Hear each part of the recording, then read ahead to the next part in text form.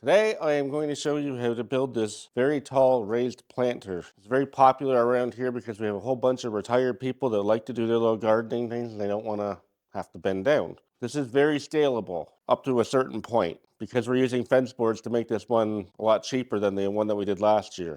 So this project uses 8 fence pickets. We're using pressure treated today because that's what I have a lot of. And it also uses one 10-foot deck board, or in my case, one 8-footer and a bit of a second one. If you want to make it only 2 feet high, you can just use one deck board, but I do not build legs out of fence boards because I do not believe they're strong enough. Okay, so you're going to see this one where I kind of mix and match it. When we're done and we come back, we're going to show you the other one that we did last year. We'll show you a picture of it and I will explain the difference. All right, now let's get to it.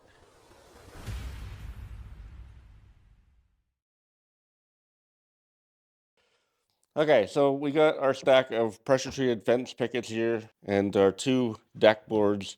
We're not going to need all of this, but I wanted to have a little bit to choose from. So this is where if you want to make it just 2 feet high, you can just use one of these. We're going to make it extra high, about 32 inches. So we're going to need 1 and the 3rd boards for that. Okay, so we're going to set these fence pickets aside for right now. And we're going to take these and we're going to cut them shorter before we feed them through the table saw. This one's not too nice here, so I'm probably not going to use that one for this particular thing. I'll bury it someplace else. So I'm going to take the 3rd off of this one. Okay, so I'm just going to cut off the factory edge right now. Go in a little teeny bit so I don't hit that staple. Okay, now this is going to kind of be up to you, but I'm going to make it at 31. That way the overall height will be closer to 32. Since it's not difficult for me to do, I'll put a stop block in. Okay, set this aside for something else.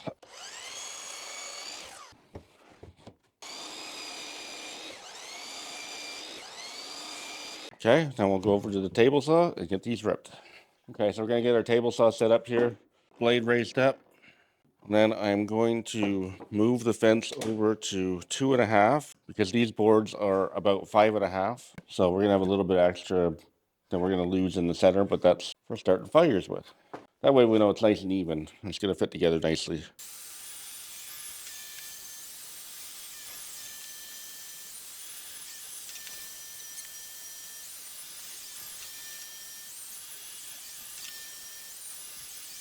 Okay, so you didn't catch all of that.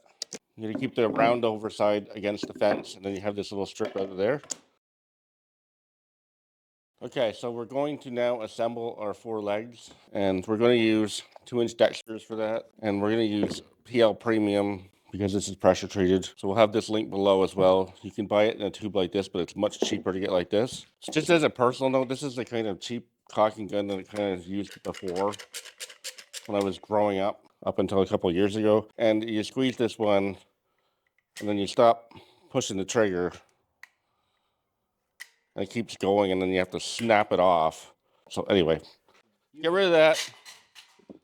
Get yourself a nice dripless one. That way when you stop pushing the trigger, it will stop putting pressure on it and you don't have to snap that off. So much easier to use. Let's put this thing together. Nice simple process. So find the nicest side of the board, if that's possible with deck boards. Your deck boards hopefully will be nicer than mine. For some reason, these ones are pretty nasty.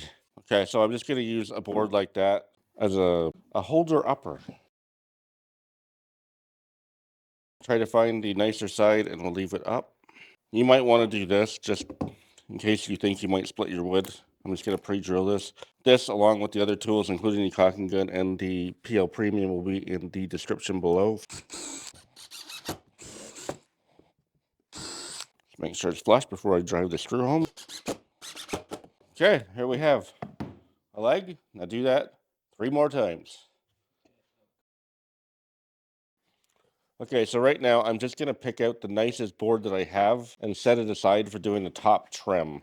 This one here, this is pretty good. Doesn't have any knots really to speak of in it. Okay, and then I'm going to grab, well, I got a big saw. I'll grab 4 boards and we'll do all 4 of them at the same time. Just make sure I don't have one way out of whack here, otherwise things aren't going to fit together properly. Now, if you need to work around knots, then, be a little more caring than I am. Putting them all through at the same time, I can't see where all the knots are. Okay, so I'm going to have a little bit to play with here based on the dimension that we're going to use. So I'm going to cut off a couple inches here. Okay, make sure I keep them together. I'm going to measure over, doing this kind of on the fly here, so let's go over 18 inches. Definitely going to have a little bit of waste on this one. It's kind of the size that I'm thinking, but you could definitely make it bigger with the amount of wood that we're using. Okay, set those aside. This one we're going to go over, let's say 44 inches. So like I said, with the waist here and then the other couple inches that we cut off the knee, you could definitely make it a little bit bigger. But this is the size that I'm familiar with. Okay, so there's our front and our back and our two sides. So we'll get those put together and we'll just leave those for later. Okay, so there's our four legs, front, back, and our two sides. Now if you notice here, we got a small space here and a bigger space here. We're gonna have to do this one first. That way we have more room, okay? You'll see as we go here. So now I'm just going to take two of them, make sure they're both face down the same way. So you should see this on the sides. Okay, we'll set these ones out of the way. Now, whichever your nicer side is, you're going to want to put down. Also, if you have color fluctuations, try to match those up. Also, dry fit it and make sure that your gap makes sense. You know, if you want to have this one actually fits together pretty good, but if you have a gap, you're going to want to see if maybe it's better off on the sides or if you want it in the center. Okay, so I'm just going to draw a line like this, just to give me an idea where I'm going to stop putting the PL on. Just going to put those there like that. And then when you're doing this, just make sure you hug the inside. That way you won't get, hopefully, any squeeze out.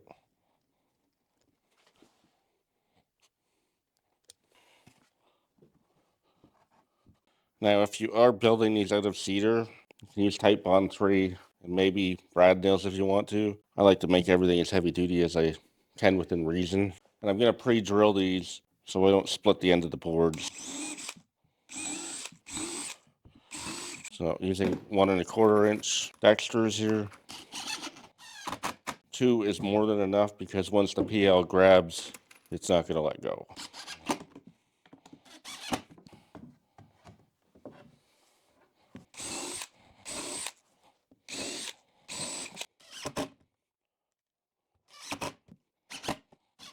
All right, so there's one of them done.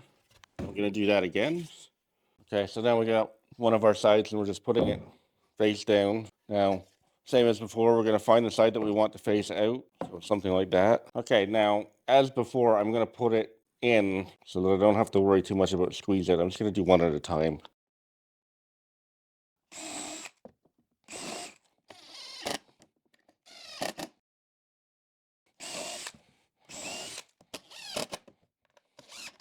Okay, we're going to go over to the other side and do the same thing.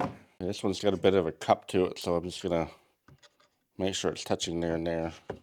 There's a little bit of a gap in the center. Actually, you're probably still going to grab because the PL is pretty thick.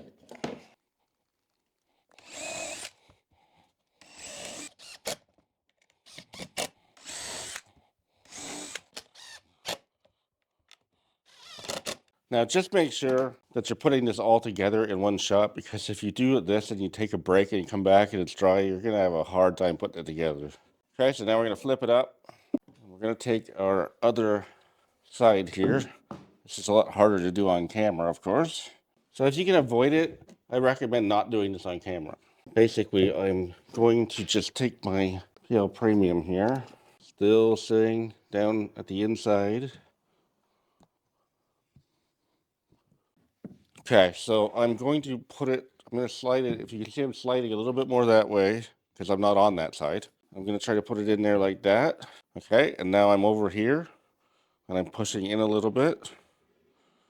And then I'm going to do that, that way I don't get PL Premium on things I don't want to.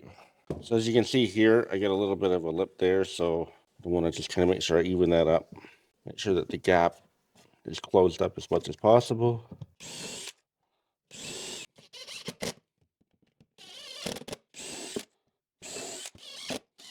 Okay, now we're going to go back over to the other side and do the same thing.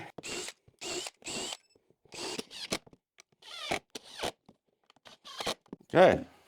Now we got something of a frame.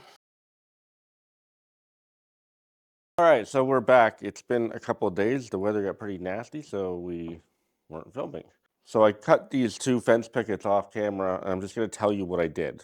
So this is the trim for the top, and all I did was I set the table saw to 2.5, and then I ripped it from both sides, and there's this waste in the middle. And then the other one here, I ripped it into strips of 3, which is about 1.75 inches. So basically, I'm going to take the center one and put it aside. And then I'm going to take these 2 short ones and put them aside because we'll use them, or we'll use some of that, but not yet.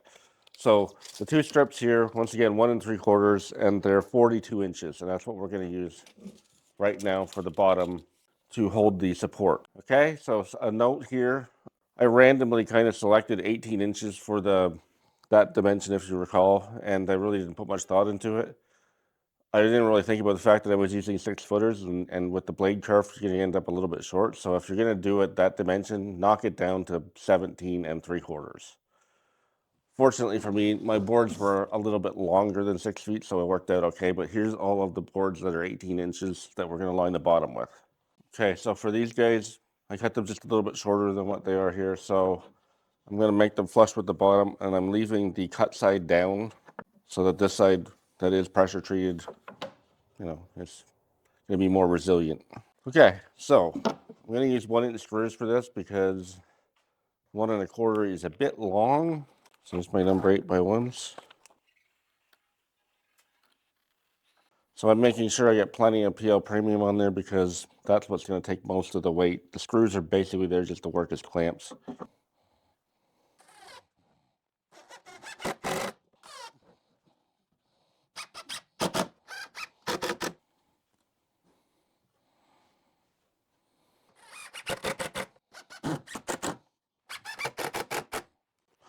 Whoa.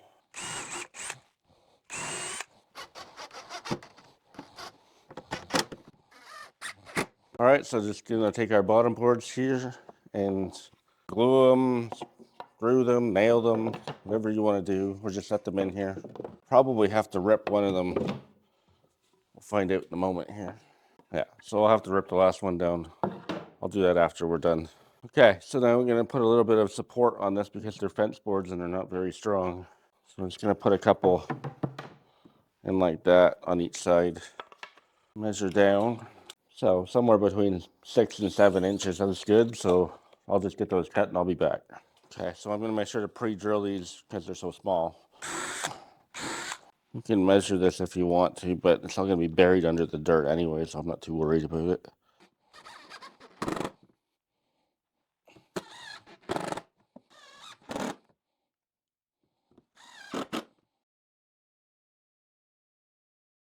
Okay, so there we are. Like I said, I'll fill the hole in later. All I'm gonna do for the top, we'll go through this pretty quick. I have a cut side and a factory side. So I'm going to make sure that the factory side is out. So all I'm going to do is I'm just going to measure inside to inside, right? So that's going to be 42 7/8. So then I'm going to go, so inside to inside, 45-degree angles. Okay, then I'm just going to flip it over. Yeah, so then I'm just going to measure over 42 7/8. It doesn't have to be absolutely perfect because we're not going to fasten everything in until it all works. Okay, so we're gonna just duplicate that, but for the sake of this filming, I'm just gonna measure this way, which is gonna be 18 1/8. So now I gotta get this back to the right way around. We're not gonna have any too much extra, are we? Okay, so I'm just gonna duplicate that on the other one and then we'll put it together. All right, so we got our pieces laid out here. Now, the planter is not perfectly square because we kind of stopped in the middle of building it. But it doesn't really matter because this is why we don't fasten the top on until we get it all figured out because we'll compensate for it. You won't really notice it. Just basically get your pieces lined up like this. That's why the length didn't matter too much because all you're doing is kind of moving things around a bit. And then once you get it kind of figured out the way you want it, then you can start to take one piece off at a time. All right, so I'm using 1 1/4 inch galvanized brad nails, 18 gauge. You can certainly put screws in here if you feel it's necessary.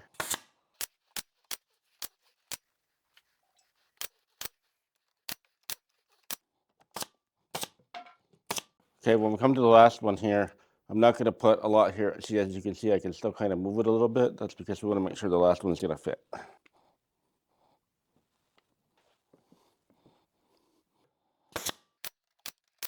Now, depending on how overkill you want, you could have put the adhesive in there and then glued them together. Also, you can, probably a good idea just to drive one into each. Okay, so that's it. Just got to let it dry now. What I'm going to do with the PL Premium, because it wasn't quite that tidy because I had to cut the thing off because it got plugged up a couple times. So this is a lot bigger of an opening than you really want. So you probably saw in the video it was a little bit sloppy. So I'm going to let it dry for about 2 hours. And then I just use a plastic scraper blade and then just come along and it'll just peel right off. As long as you do it after it's partially cured. If you let it cure all the way, then it's going to take part of the wood off if you do it. Okay? So there we have it. Okay, so final notes after this. Like I said in the video, I am going to use this scraper in a couple hours to scrape off the PL Premium as it cures a little bit. This is our leftover boards that we had. So not a ton of leftover, but we did have a little bit left over. So make sure you get some drainage in here. I'm not going to drill any holes or anything like that because they're just in there loose and they'll just go around them. So this is pressure treated. You definitely can do this out of cedar if you want to. Now they say that pressure treated is fine if you wanted to plant like vegetables and herbs and stuff like that in here. They say that it's fine and it's not dangerous or whatever. If you don't trust then you can just put a liner in it. I would put a liner in it. So basically, the cost of this, if you break it down using the 8 fence pickets, I checked today at the HomeDepot.com in the States, they're less than $2. So you get $16 worth of fence pickets, basically $9-ish worth of a deck board. So you're at about $25.